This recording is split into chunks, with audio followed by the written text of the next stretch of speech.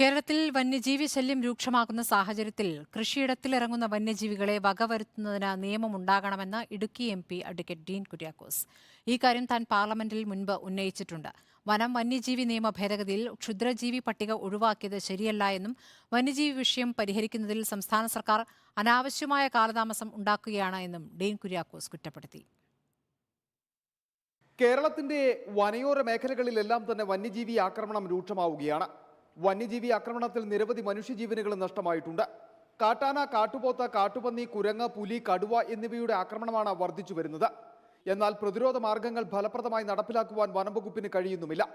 കൃഷിയിടങ്ങൾ സംരക്ഷിക്കുവാൻ നടപടി സ്വീകരിക്കാത്ത വനംവകുപ്പ് വനവ്യാപ്തി വർദ്ധിപ്പിക്കുവാൻ നീക്കം നടത്തുന്നതിനെതിരെ സംസ്ഥാനത്ത് ഇടുക്കിയടക്കമുള്ള മലയോര ജില്ലകളിൽ പ്രതിഷേധവും തുടരുന്നു.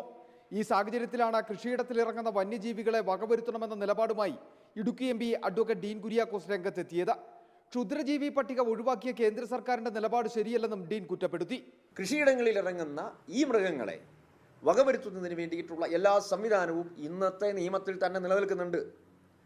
അതിനെ ദുർവ്യാഖ്യാനം ചെയ്യുന്നിടത്തും അതിനെ കർഷകർക്ക് അനുകൂലമാക്കി മാറ്റാതെ മൃഗങ്ങൾക്ക് മാത്രം സംരക്ഷണം ഏർപ്പെടുത്തുന്ന തരത്തിൽ ഉപയോഗിക്കുന്ന നിലയിലാണ് ഈ കാര്യങ്ങൾ നിലനിൽക്കുന്നത്. വന്യജീവി പ്രതിരോധത്തിന് തക്കതായ പരിഹാരം കാണാൻ കഴിയാത്തത് സംസ്ഥാന സർക്കാരിന്റെ പരാജയമാണെന്നും കേന്ദ്രത്തിന് ഇക്കാര്യത്തിൽ അധികാരങ്ങളുണ്ടെങ്കിലും സംസ്ഥാനം പറയുന്നത് കേന്ദ്രം അംഗീകരിക്കുമെന്നും ഡീൻ കുര്യാക്കോസ്.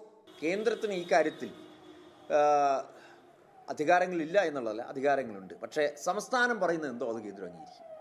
സംസ്ഥാന ഗവൺമെൻറ്റാണ് ജനങ്ങളുടെ ജീവനും സ്വത്തും സംരക്ഷിക്കാൻ പ്രാഥമികമായ ഉത്തരവാദിത്തമുള്ള ഒരു സംവിധാനം. അപ്പോൾ തീർച്ചയായും സംസ്ഥാനമാണ് ഈ കാര്യത്തിൽ നിലപാട് സ്വീകരിക്കുന്നത്, അത് കേന്ദ്രം അംഗീകരിക്കും. അതേസമയം വന്യജീവി ആക്രമണം മൂലമുണ്ടാകുന്ന നാശനഷ്ടങ്ങൾക്ക് സംസ്ഥാന സർക്കാർ നഷ്ടപരിഹാരവും യഥാസമയം നൽകുന്നില്ല. അരിക്കൊമ്പൻ തകർത്ത വീടുകളുടെ പുനർനിർമ്മാണം പോലും ഇടുക്കിയിൽ നടത്തുവാൻ കഴിഞ്ഞിട്ടില്ല. ഇതിനെതിരെയും പ്രതിഷേധം ശക്തമാവുകയാണ്. റിപ്പോർട്ടർ, ഇടുക്കി.